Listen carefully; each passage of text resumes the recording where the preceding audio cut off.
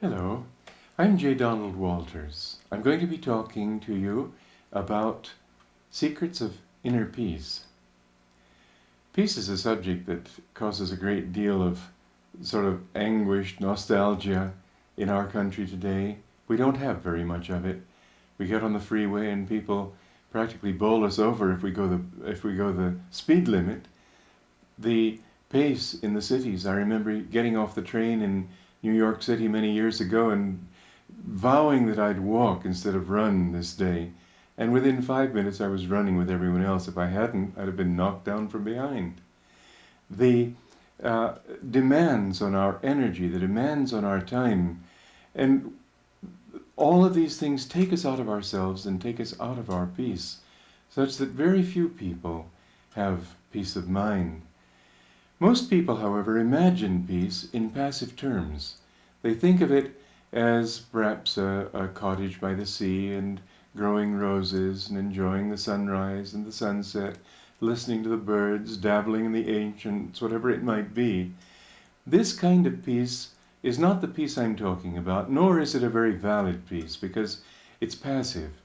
It's the sort of peace you have when there's nothing to threaten your peace. For these days, it's a fairly unrealistic kind of dream anyway.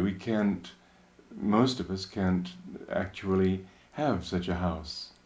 However, the peace I'm talking about is the peace that we can carry with us into the subways, into the rushing streets, into business, into all the activities of our lives. And this kind of peace is positive. It's dynamic. It requires a lot of concentration. It requires a very high kind of consciousness. It requires a focus of energy.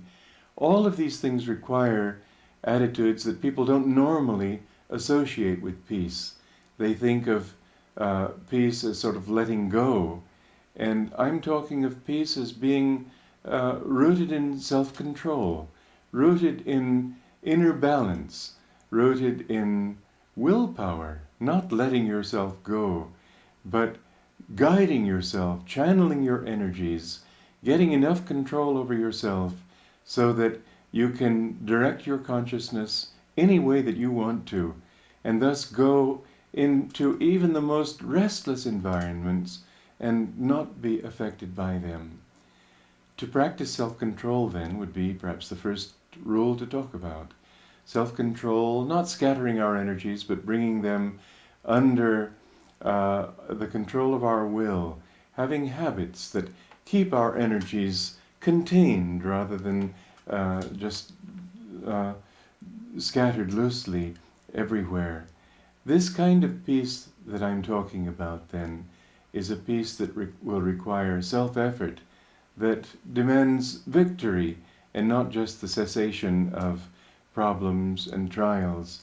If you can have a peace that you can hold even when people are against you, even when your little private world falls apart, even when everything seems to go wrong, if you can have that kind of peace that is unconditioned by anything, then you have a peace that is worthwhile.